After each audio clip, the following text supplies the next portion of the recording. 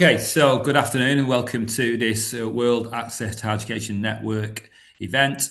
Join the Global Access Map 2, using data to drive change. My name is Graeme Atherton and I'm the Director of the World Access to Higher Education Network, or WAHEN. This afternoon, we'll be diving in to our recent report, which was published on World Access to Higher Education Day in late October, called Join the Global Access Map 2, which is a comprehensive look at the data available across the world on who participates in higher education and succeeds in higher education by social background. And in a few minutes, I'm going to head over to Francis Sitt, who has done all the data work on this report. So, and the opportunity then, I think, after Francis, to hear from Courtney Brown from the Lumina Foundation. This report was kindly supported by Lumina, enabling this piece of work to happen. And Courtney will give us some reflections from her perspective on the role of data in terms of driving change, both in her own context and across the world. And then we'll open up for some opportunity for questions and discussion. So, which, if you do have questions after Courtney's remarks, please put those questions into the chat. Please be thinking about your observations, maybe your experiences in your own particular countries and areas with regards to what we understand, and maybe what we don't understand, what we need to know more about as well. I think what will come through today's seminar here is that while we do know a lot more than we have done in the past in terms of who participates in higher education by background, there's still much more we would like to know, and indeed we need to know. Before we get into the report itself, a little bit about WAHEN for those who don't know. The World Access to Education Network was launched in late December 2024. It's led by Ruskin College, Oxford, where I am today, which is part of the University of West London. This is the first network focused on equitable access and success in higher education.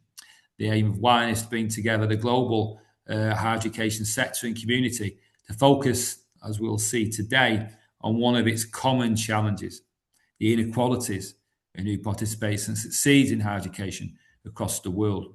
It builds upon the successful work that colleagues have undertaken in taking forward World Access to Higher Education Day, or WAHED, which ran for 5 years from 2018 to 2022, and returned, of course, as I mentioned earlier this year in late October.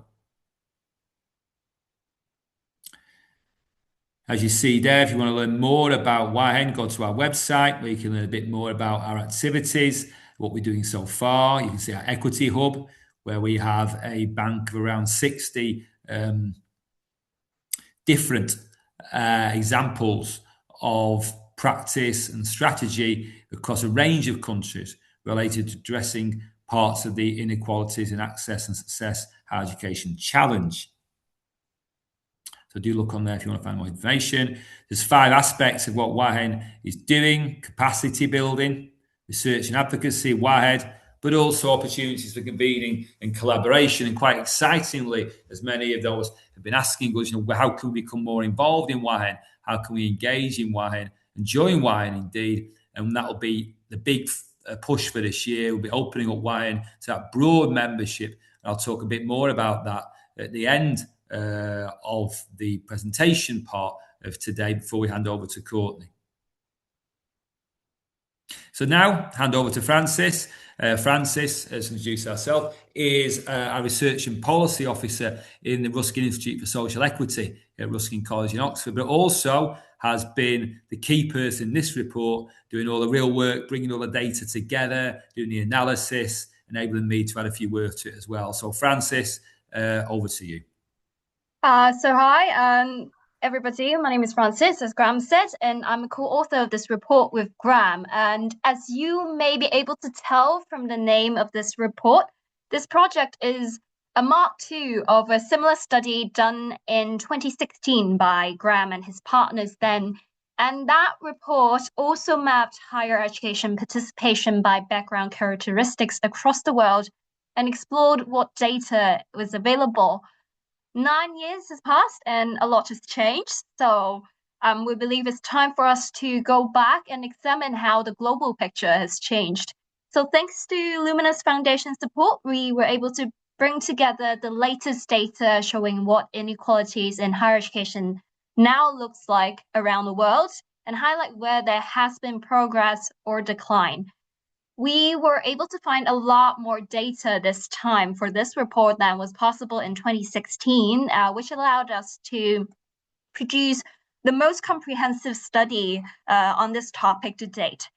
For gender, there is data for virtually all countries or jurisdictions around the world. That's over 200 places. And for proxy measures of socioeconomic background, we were able to find data from around 150 countries or jurisdictions. For around a fifth of these countries, we have identified data for more than one source. This research also consisted of a global survey of experts on higher education data collection, and we're really happy to receive responses from 55 countries, with respondents coming from government ministries, universities, university-related organizations. So thank you, everybody, for their input. So once we started working on this project, we quickly encountered our first challenge. And that's to do with the complexity and diversity of this world. I mean, countries around the world has different population sizes, different education systems, and along with it, the cultural and socioeconomic diversity that can hugely impact education trajectories. And all of these can be reflected in the data on higher education access and success that's available or not available around the world. So when we did a scoping exercise of what data has been collected in this area, we were able to find data from cross-national databases of various international organizations. That includes the World Bank, UNESCO, CETLAC, OECD, Eurostat, and the Eurostudent Project. And when data for the, particular countries aren't included in these databases, we were able to find data from countries' own administrative collection systems. But as you can see from the slide, these data on higher education access and success can come from different sources, different countries, different organizations. They may have different data collection methods, covering different age ranges, for instance, or using different definitions. So this adds another layer of complexity to this work we did. In order for us to really show the levels of inequality in higher education access and success on a world map, hence the title of this report, we need really a consistent, a comparable or interpretable measure in order to put it on a map. So to address this, we decided to use racials to express inequality. And we try to focus on the disparities between the disadvantaged group and the privileged group. So for higher education by gender, the World Bank already has a gender parity index, GPI, for most of the country on the list. For the remaining countries, we found the female and male participation data, and we calculated a GPI by dividing the female value by the male value. We also did similar calculations for HE attainment by gender, because the GPI doesn't exist for attainment. And for higher education participation and attainment by socioeconomic background, there's, again, no readily available index that can capture the disparity between students from low and high socioeconomic groups, which is why we created our own, and we call it the Socioeconomic Background Equality Index.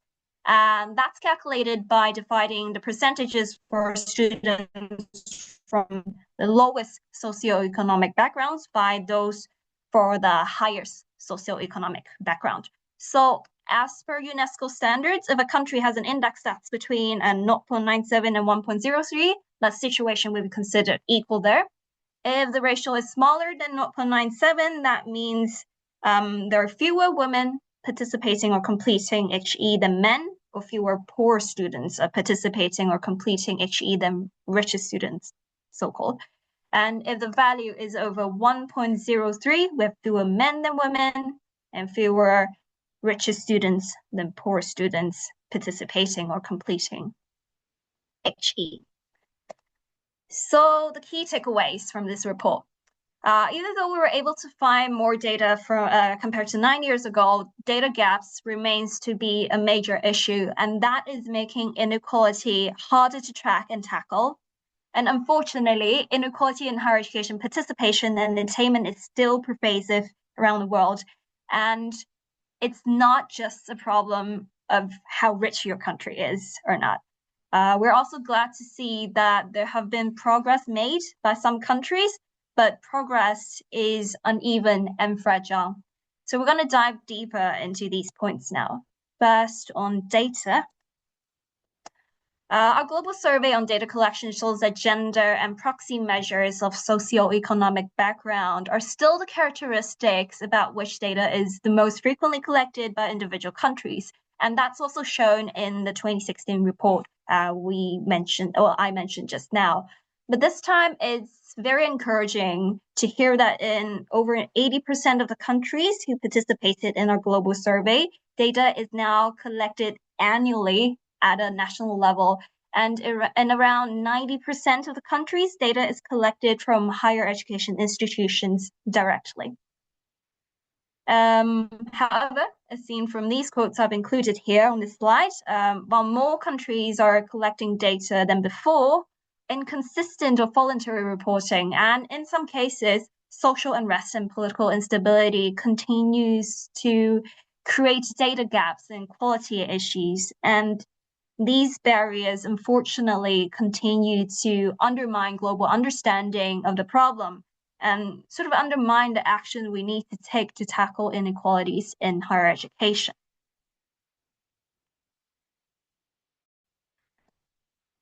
The evidence we were able to find this time, sadly, shows us that inequality in higher education attainment participation exists in all countries around the world where we could find data, making this truly a global problem no country has yet solved.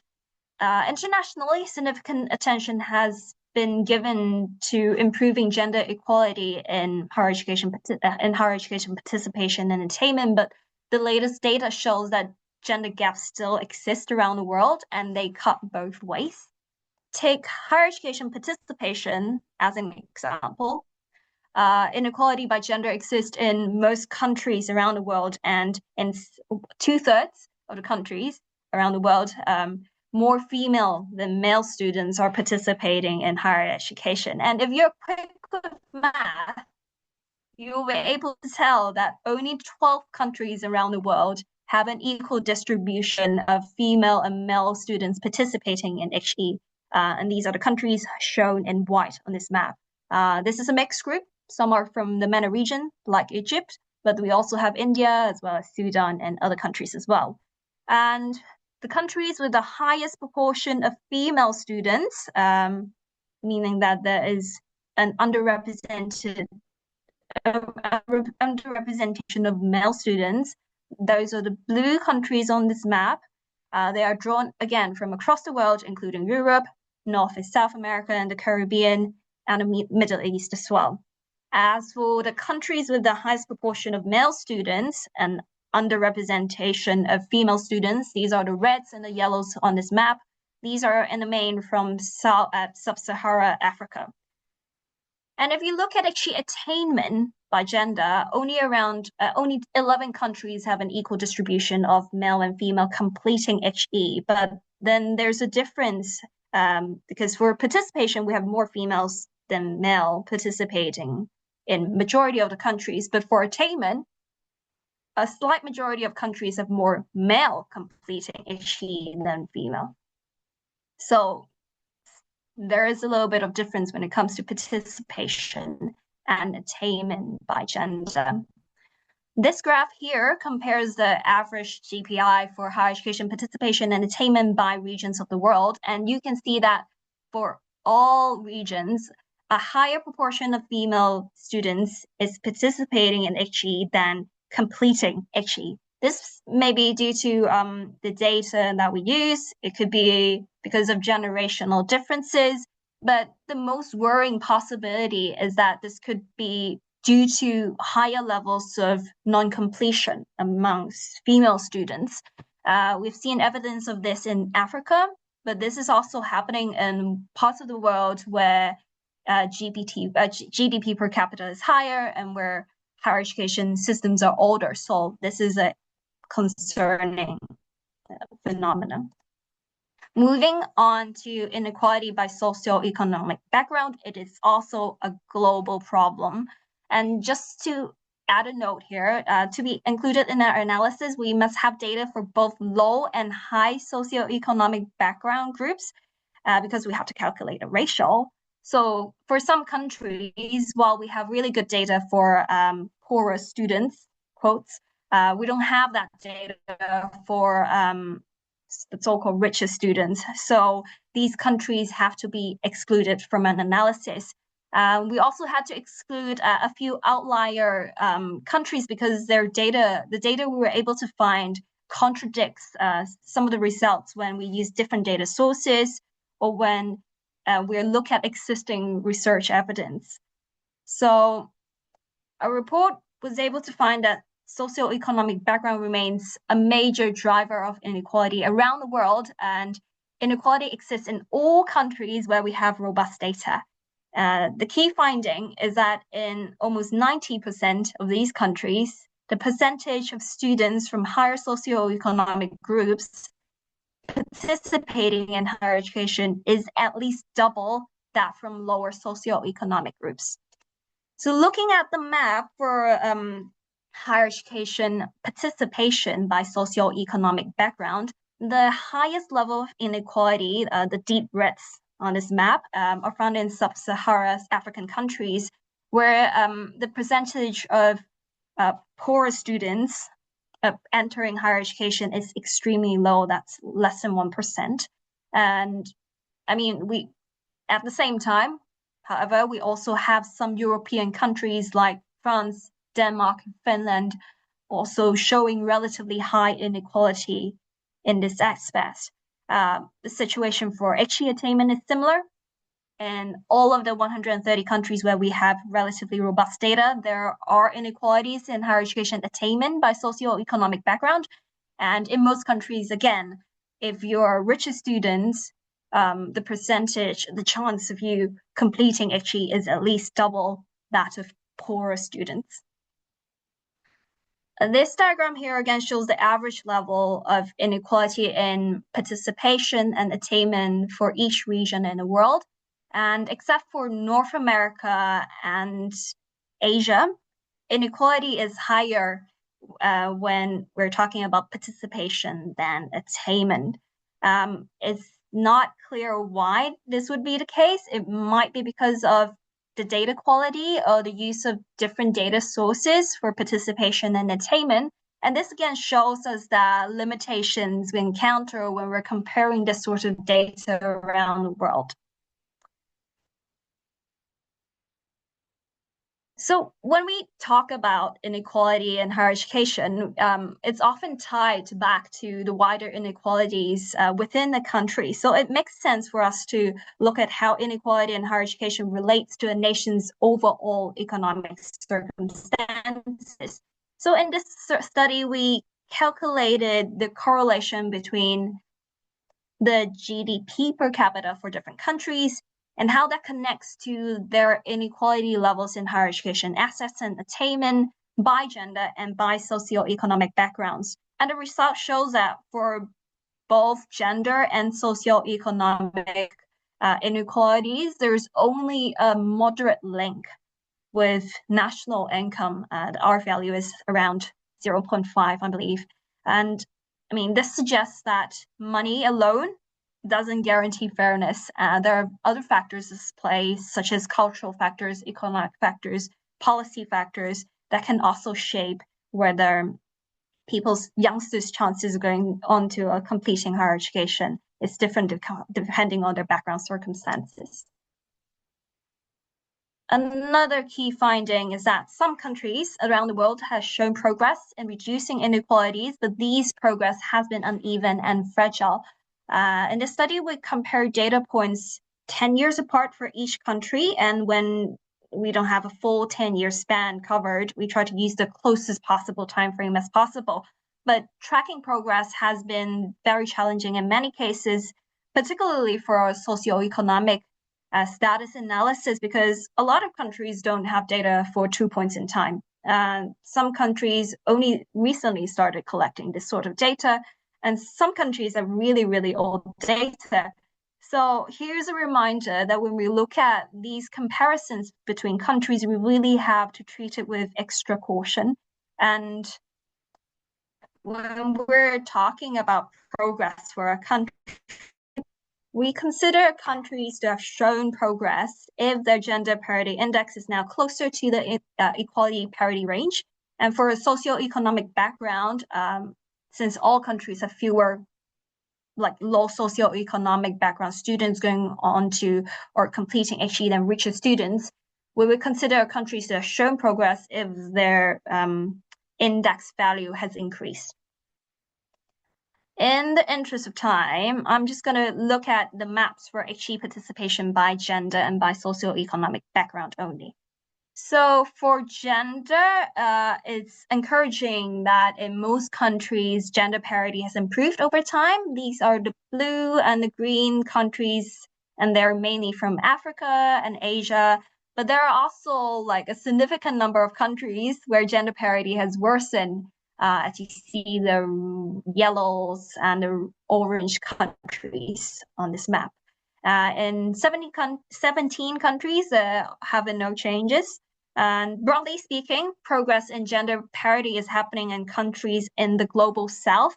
And for richer countries around the world, we're moving away from gender parity. As for progress in reducing inequality in socioeconomic background, again, the amount of gray countries, which is the countries where we don't have data, the amount of gray countries alone show us that data availability is a big issue in this field. We have 57 countries showing progress. These are the blue countries. And in 27 countries, inequality has worsened, the yellow ones, the yellow and orange ones. 26 countries, there have been no changes. So, and all these countries, they're drawn from different parts of the world. So to address some of the data issues we mentioned, to make sure data that we mentioned like about can be used to reduce inequality in higher education around the world, we have the following recommendations. These include actions that can be taken by international organizations, actions that can be taken by regional agencies, governments around the world, universities, researchers, to construct targets for access and attainment by socioeconomic backgrounds, to enable the sharing of data so we can improve strategy or start to set up these targets for different countries, and to understand why some countries are seeing improvements, and to see what we can learn from these countries and scale these policies up globally. Global collaboration is going to be key to solve this global problem. And we believe WAHEN has a role to play in this part. So I'm going to pass it on back to Graeme to tell us a little bit more about what WAHEN can do to help us start tackling this problem of inequalities. So Graeme? Back to you. Thank you, Francis. Thank you for that excellent presentation. As you can see there, this is a very detailed report bringing together a whole range of information from different sources.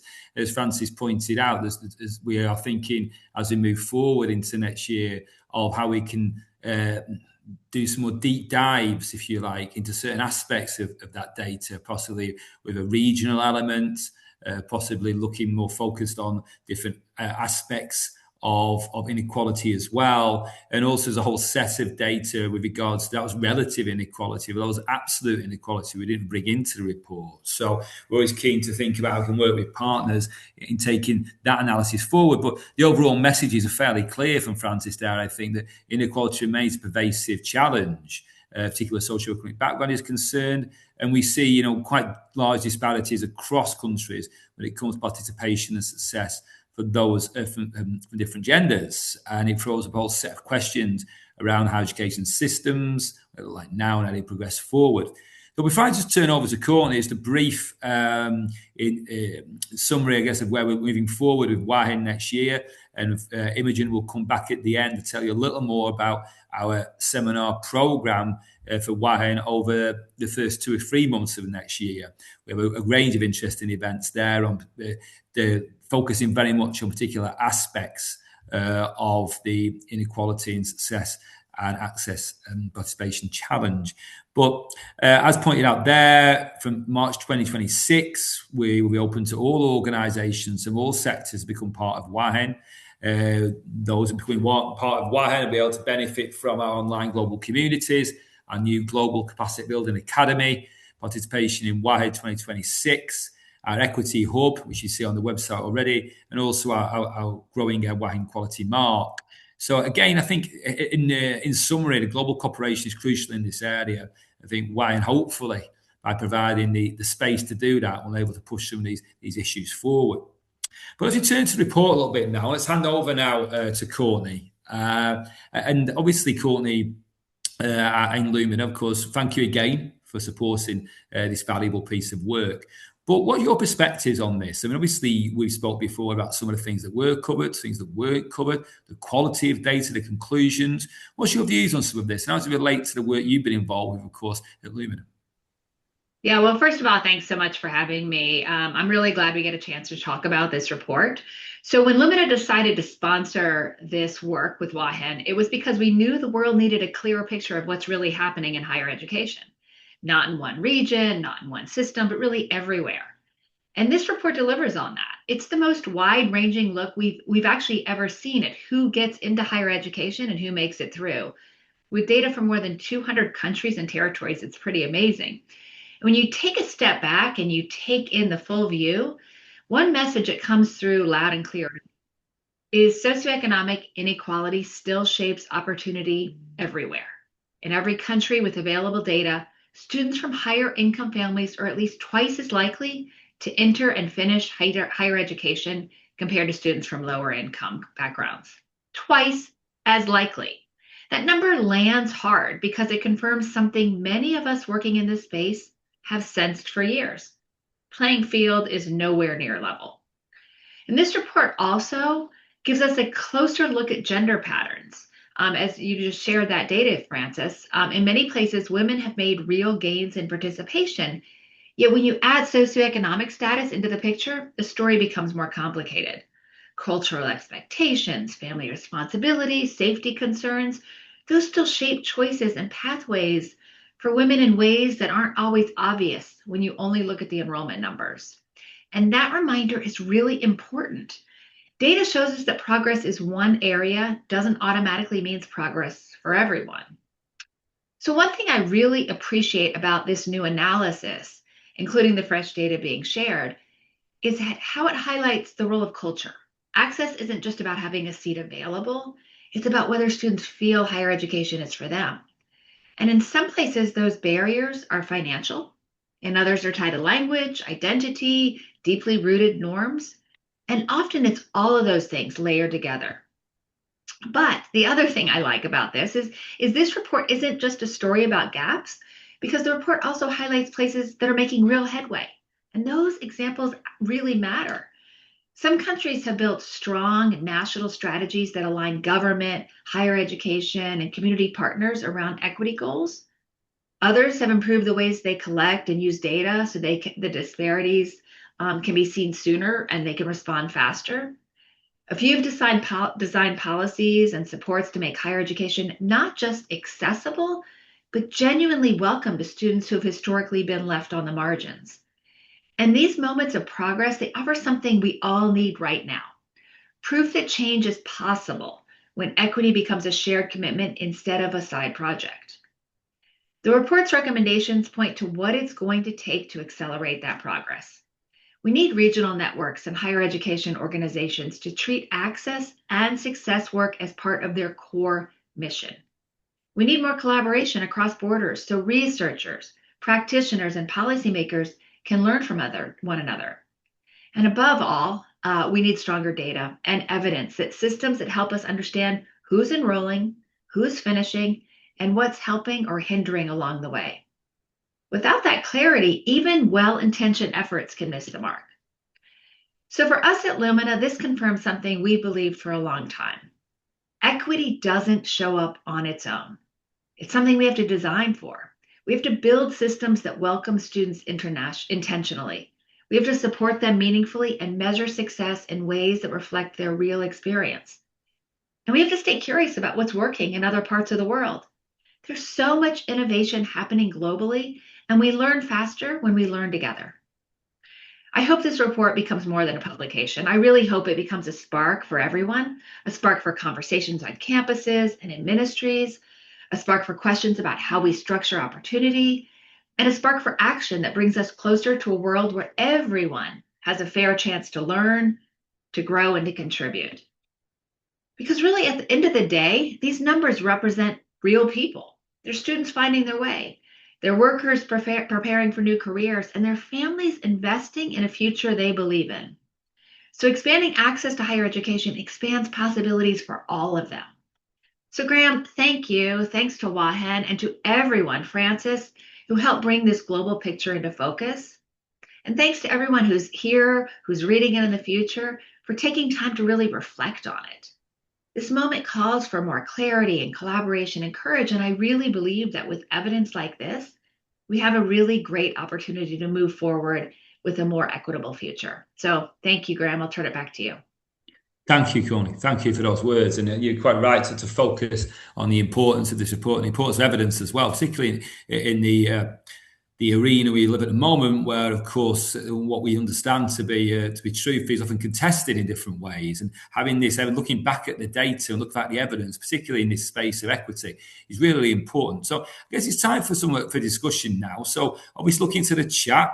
I'm looking for questions or comments from you there, either to Courtney directly on her remarks, or to Francis in the report, or more broadly when it comes to the use of evidence and data in this area. So obviously, let's see what comments come from the group there around town. I know we've got people from across the world in the call today, so I'm interested in what might be happening in your particular context as well.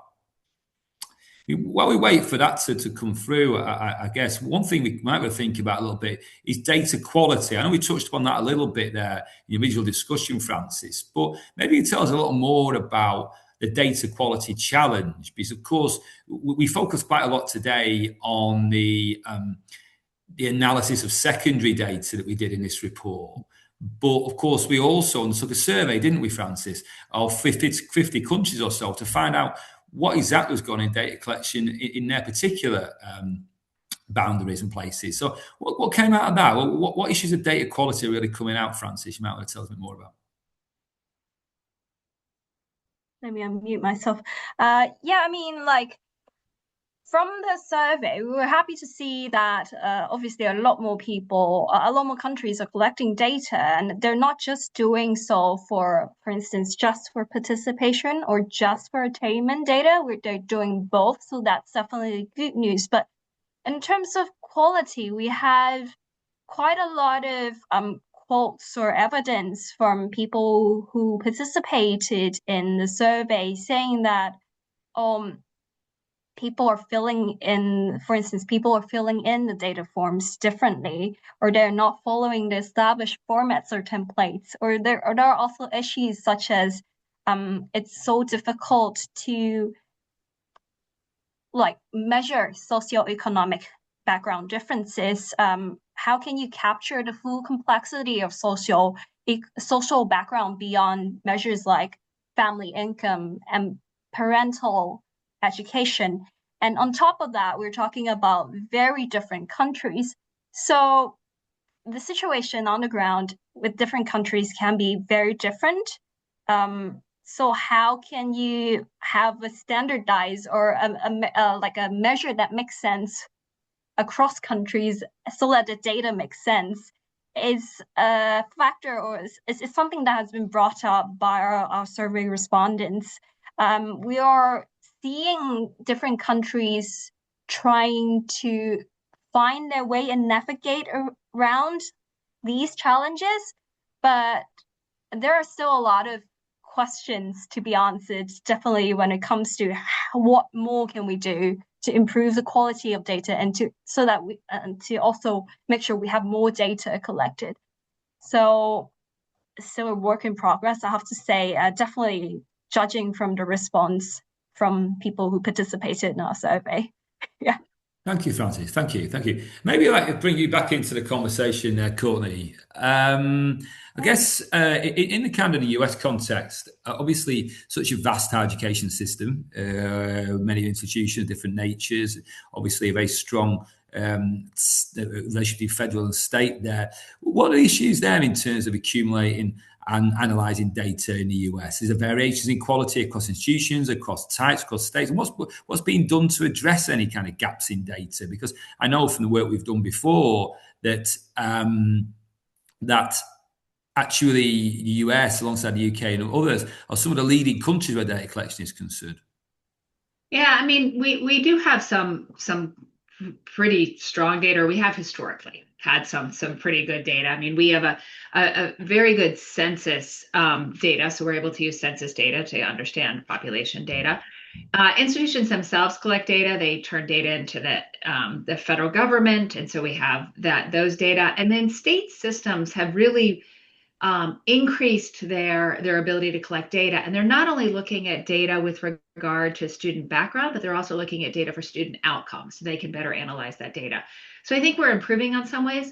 At the same time, currently some of those data systems are disappearing. And my fear is that data on student backgrounds with regards to racial background or even rural versus urban and other things are disappearing from databases as they're not deemed as important to the conversation. And so, that's one concern that I have moving forward is if those data disappear, how can we better understand who we're serving, who we're not serving, and do something about it?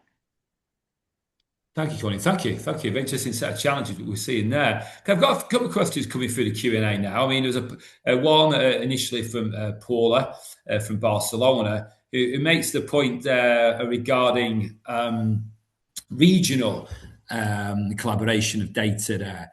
And how that may be a challenge or solution to some of these issues, reflecting better some of the interactions of class, gender, and other issues within particular contexts. So I guess that's an observation there from Paula. But from direct questions here, I think you've touched a little bit already on the issues around socioeconomic background there in the report, Francis. Maybe you could tell us a lot more about the different forms of socioeconomic background that came through, or measure the socioeconomic background that came through the different data sources for us. We were able to find a lot of data on income levels of family. We're able to find data for the education level of parents, either both parents or father or mothers. But beyond that, it's become a little bit more difficult. Some of these data have been self-reported, which brings up another issue of, okay, is that an accurate understanding of different families? So when it comes to socioeconomic background, again, it goes back to the problem of the diversity of this world. This thing means very different under different social circumstances. So the main indicators we picked and choose was really parental education level, family income. So hopefully that answers your question. Yeah. Thank you, Francis. A question from Ian here, and I got this is something that I know we can talk a little bit about, given the partners we're working with. Ian asks whether there is data about access to university for displaced people, either internally or across borders. We know there is some work going on here, isn't there, Francis? Yes, there yes. Based on our global survey, there was this one question we asked our survey respondents. Okay, what data are you collecting by individual characteristics? And one of the fields we ask is whether you're collecting data for people with refugee status. And based on the results based on the survey response we got, 18 countries said they're collecting participation data for people with refugee status, and then like 11 countries are collecting data for attainment for these group of students. And we have worked with, one of our partners is UNHCR, and they have done a lot of work in this area as well. And I believe recently they have a report that has been released about higher education participation for students from refugee backgrounds. And they have been running a 15 by 30 campaign since earlier this year. Correct me if I'm wrong, Graeme. But yeah, there have been some work, and there is some data available for this particular group of students. Yes, exactly, Francis. That UNHCR's 15 by 30 campaign has been running for some time now, and they have recently produced quite extensive report in this space that looks actually at participation in education by refugees and others who are displaced. And if you look into the report itself there, Ian, you will see that in actual report we reference the work by UNHCR, and if that's an area you're interested in, I recommend you go and read their very detailed report in that one. And the next question is on postgraduate study. Edward there asks whether there was data on postgraduate study across the world we're aware of by social background or individual characteristic, or whether there's one limited in this area. What do you think, Francis?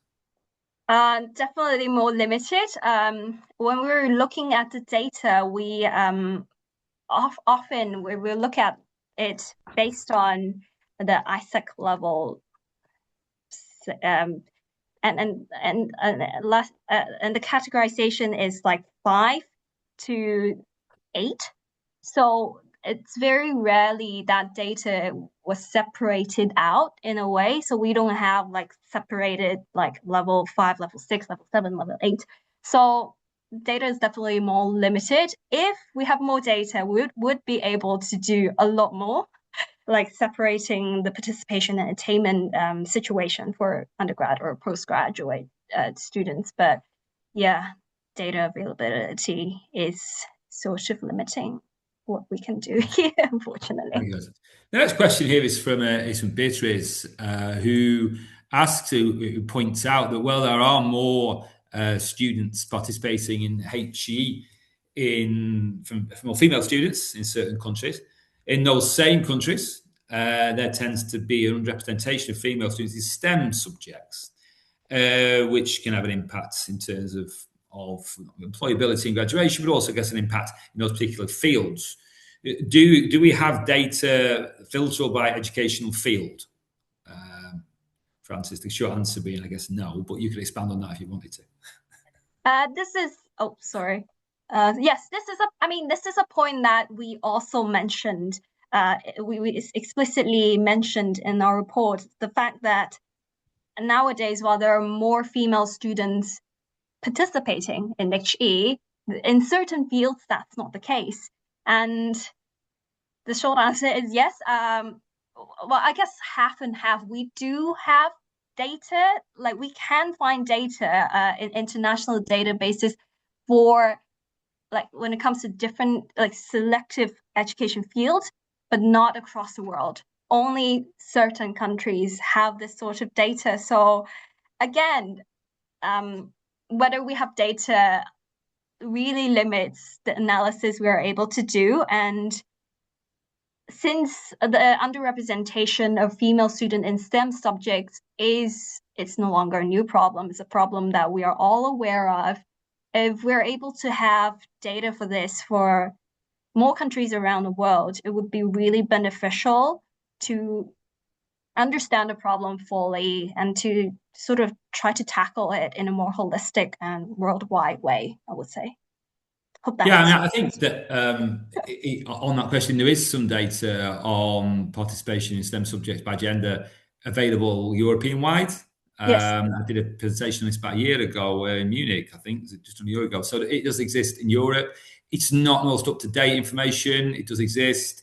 I mean, if you're looking at other fields, there's also questions here about, if you have, more female students overall in a system, and they are underrepresented, if you like, in the STEM subjects. Logically, by definition, they're likely to be overrepresented in other fields. So what's the implications of that? But again, you're looking at in the world partially and more data than you had before. This is the most comprehensive study we can produce, but there are gaps in terms of subject, and I guess there's more work to be done around that. So the final question we have in the space here is again from the UK that looks at employment outcomes post higher education. We know that graduates from lower socioeconomic backgrounds often end up with worse employment outcomes.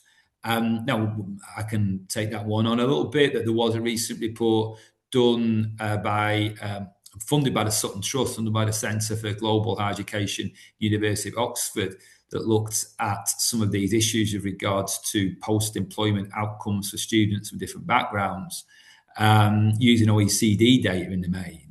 And it was quite interesting. And it did show again some of the challenges that we might already think exist when it comes to ensuring that those who enter from different backgrounds, when they graduate and go into employment afterwards, do achieve kind of outcomes of a similar nature.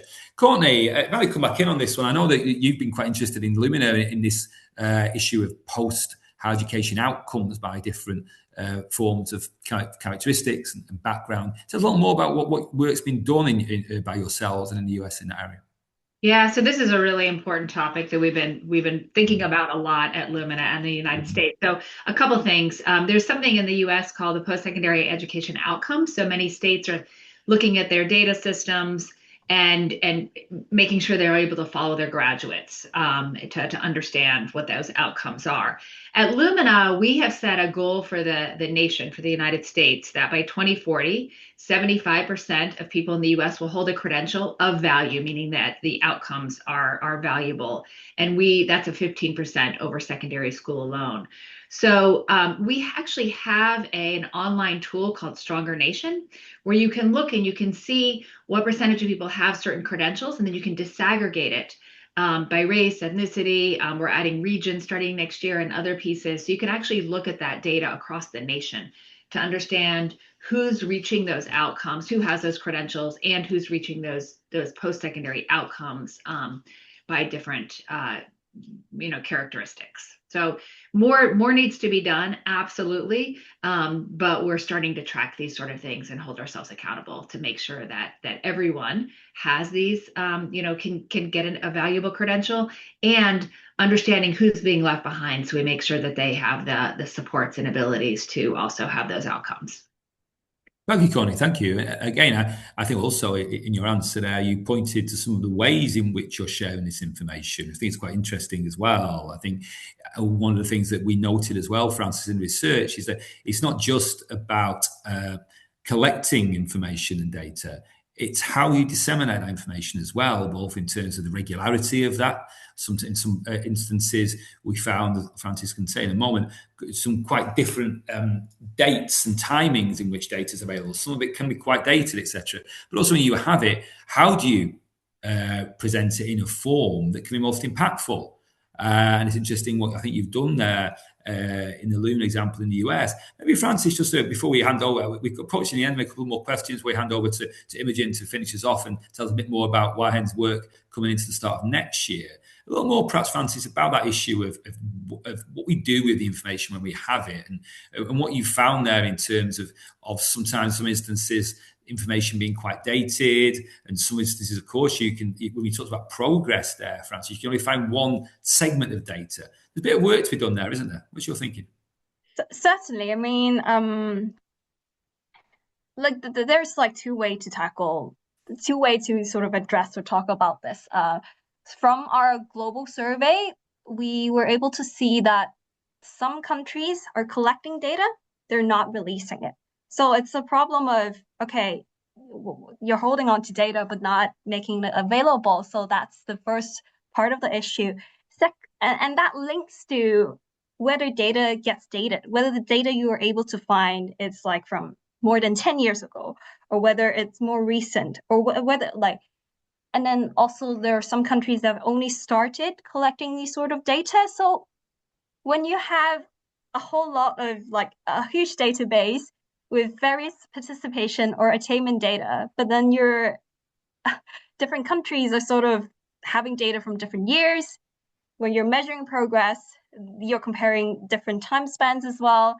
It gets very, very complicated and difficult to make very super meaningful or comparable comparisons or analysis. So again, it goes back to trying to establish a consistent way of measurement or consistent way of disseminating these data so that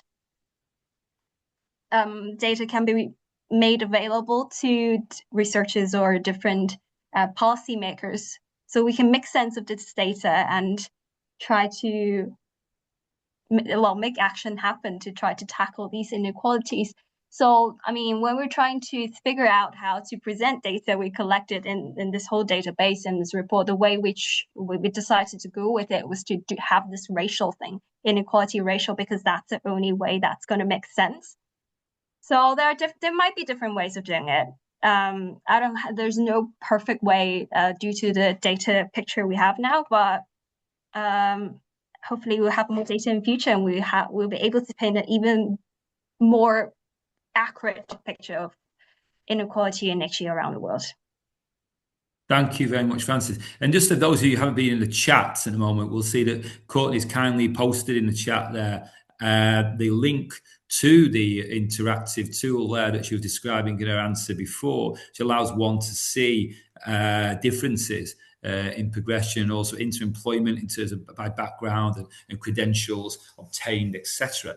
So before I finally hand over to Imogen WAHEN to just give us a little outline of future events coming up, which you're able to participate in the early part of next year. Maybe Courtney, if you come back to us, if you're still there, maybe did you have like just a couple of final thoughts to take away? What's the big next steps then for this, in your opinion, globally? What's the one or two things that you haven't maybe said before? Yeah, this is such an incredible piece of research, and you know the real importance now is how do we use this? How do we share this? Because it's great to have, unless it just gets put in a drawer or left on somebody's desktop. So I think we really need to look at it and ask ourselves hard questions about really who is succeeding and who's not succeeding, and why, and start to unpack that. So this gives people that first insight, those first tools, but it's going to take work by every country and region, community to kind of really look at this and take a hard look, because we can all. Definitely. Thank you, Courtney. Thank you. I entirely agree. And as ever in WAHEN, we're always open to discussions and opportunities to share the work more and to think about how it can really utilise. As you say, the investment we put into this is not to produce a report that's nice to look at. It's a report that can really instigate change. Okay, so I'd like to hand over to Imogen now to give us a little bit of a flavour of some of the other work we're doing early next year, which again builds on the WAHEN mission for 2026. So Imogen is our communications officer here at WAHEN. So Imogen, over to you for a moment. Hello, everyone. Good afternoon. So I'd just like to let you know about some events that are coming up starting in January. It will be the beginning of our 2026 Global Community Seminars. I know some of you participated in some of the 2025 ones this year, and we're finishing off today with the last one. These launch on the 15th of January with disability in the global higher education landscape. And then they take place fortnightly until the end of March, covering topics from lifelong learning, innovation in the higher education space, strategies for student success, not just participation, and governmental policy for inclusive education. That QR code will take you to our website where you can register for some or all of them. They are all free, as with all the WAHEN seminars. They are all at 2 p.m. GMT on Thursdays. There's also the link in the chat for that if you'd like to see. You'll be able to see the listings. It will include who is speaking at each one. We've got representing from 27 different countries speakers across the 6 events now. And then I would also greatly appreciate if you would fill in our feedback form here. It is 5 questions, and I think it would take approximately 2 minutes to complete. It's mostly multiple choice. It just really helps to let me know, where you heard about this event, how did you find out about WAHEN and things like this. Again, there's a link in the chat. It's an office form. You won't need to log in or anything like that to do that. Or you can use the QR code to access that. Please do get in touch if you'd like to know about any more of our events or anything that is coming up in the WAHEN calendar. My email address is there on the bottom, imogengreen@uwl.ac.uk. Thank you. Thank you, Imogen. Thank you. And I think we're just at the end of our allotted hour now. So all it remains to do is to thank Courtney again for supporting this piece of work, for contributing so well today. Thank you, Francis, in particular, for all the work you've done on this report and presenting today so well. And thank you, Imogen, for setting up the webinar today. This is the last event of 2025 for WAHEN. So I'd like to thank all of you who've been involved in WAHEN activities or attended events over the course of this year. And those who first to a WAHEN event, welcome to you. I look forward to seeing you in 2026 as well. I wish you all, those of you who are having some time away from work related to the Christmas period, if you are doing that, to have a restful break and to come back reinvigorated to take this challenge forward in 2026, as we will do in WAHEN as well. We're always open to your ideas about collaborations in future work. Thank you all, colleagues, for being part of the event today, and I wish you a productive rest of the day. Thank you very much.